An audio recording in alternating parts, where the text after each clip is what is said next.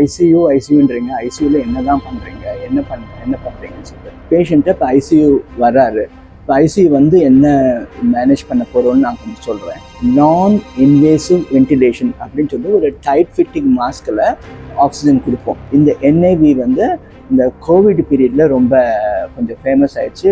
Ventilation போட்டாலே patient வந்து ரொம்ப சிக்குன்னு அப்படி இல்லை. இப்போ நார்மல் பேஷண்ட்னா அவங்களே கான்ஷியஸாக சொல்லுவாங்க, இப்படி நான் போகணும், யூரின் போகணும்னு. இதே ஒரு அன்கான்ஷியஸ் பேஷண்ட் அவங்களால சொல்ல முடியாது. அதுக்காக யூரினுக்கு டியூப், அது பேர் யூரினரி கத்தீட்டர்.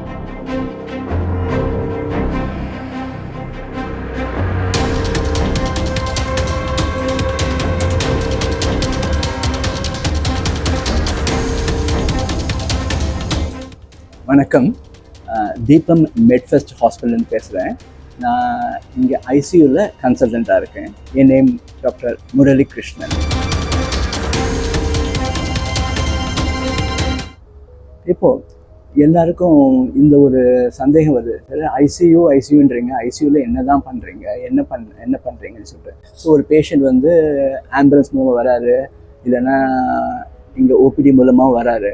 வந்து அந்த இஆருங்கிற செட்டப்பில், இஆர்னா எமர்ஜென்சி ரூம் அல்லது கேஷுவாலிட்டி, அந்த செட்டப்பில் வந்து ஓரளவுக்கு ஸ்டெபிலைஸ் பண்ணிவிட்டு, அதாவது அவங்களுடைய மூச்சு, பிபி அதெல்லாம் கொஞ்சம் ஸ்டெபிலைஸ் பண்ணிவிட்டு, அதுக்கப்புறம் அங்கே இருக்கிற டாக்டர்ஸ் டிசைட் பண்ணுவாங்க, அட்டெண்டர்ஸையும் கேட்டுட்டு. ஸோ இந்த பேஷண்ட் வந்து இப்போ இதெல்லாம் ப்ராப்ளம் இருக்குது, இந்த பேஷண்ட்டை வார்டுக்கு ஓகே தான், இந்த பேஷண்ட்டுக்கு இன்னமும் கொஞ்சம் சிக்காக தான் இருக்காரு, இவருக்கு ஐசியூ வேணும்னு சொல்லிட்டு. ஸோ ஐசியூன்னு ஒரு டெசிஷன் எடுத்ததுக்கப்புறம் பேஷண்ட்டை இப்போ ஐசியூ வர்றாரு. இப்போ ஐசியூ வந்து என்ன மேனேஜ் பண்ண போகிறோன்னு நான் கொஞ்சம் சொல்கிறேன்.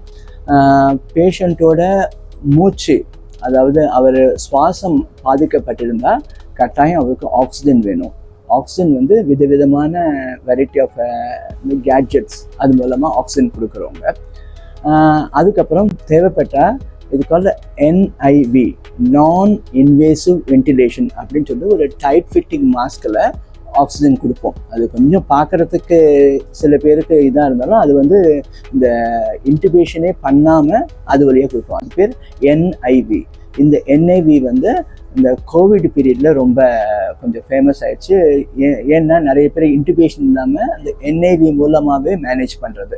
இப்போ இதுக்கும் ஒரு பேஷண்ட்டுக்கு என்ஐவி மூலமும் மேனேஜ் பண்ண முடியலைன்னா தான் இன்டிபேஷன் அப்படின்னு சொல்லிட்டு வாய் வழியாக டியூப் போட்டு வென்டிலேட்டரை கனெக்ட் பண்ணுறது.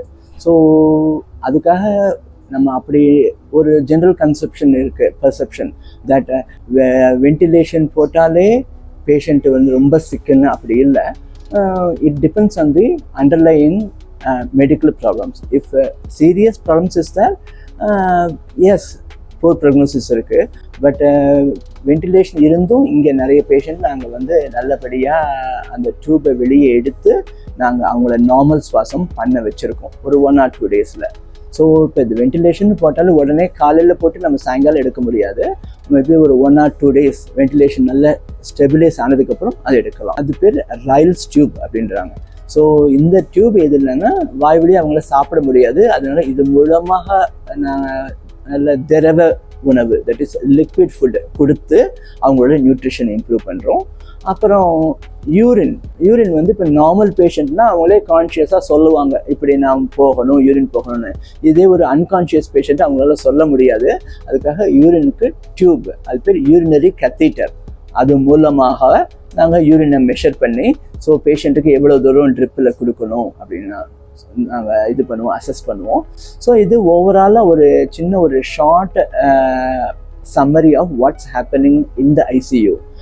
So whenever a patient comes to the ICU, ஒரு பேஷண்ட்டுக்கும் சரி கான்ஷியஸாக இருந்தால் இல்லை அட்டெண்டர்ஸ்க்கும் கிளியர் கட்டாக நாங்கள் என்ன பண்ணுறோம், என்ன பண்ண போகிறோங்கிறத சொல்லிட்டு தான் எல்லாம் அடுத்த ஸ்டெப்பு பண்ணுவோம். ஸோ இது ஓரளவுக்கு யூஸ்ஃபுல்லாக இருக்குன்னு பார்க்குறேன். எங்களுடைய ஐசியூ பொறுத்த வரைக்கும் விசிட்டிங் டைம் வந்து 2 வச்சுருக்கோம். காலையில் 11 to 12, சாயங்காலம் 5 to 6. இது மற்ற நேரத்தில் ஏன் நாங்களோ இல்லை மற்ற ஐசியூவோ விசிட்டர்ஸை ரெஸ்ட்ரிக்ட் பண்ணுறோம் அப்படின்னா தேவையில்லாமல் பேஷண்ட்டுக்கு இன்ஃபெக்ஷன் ஆகிடக்கூடாது அப்படிங்கிற ஒரு நல்ல எண்ணத்தோடு தான்.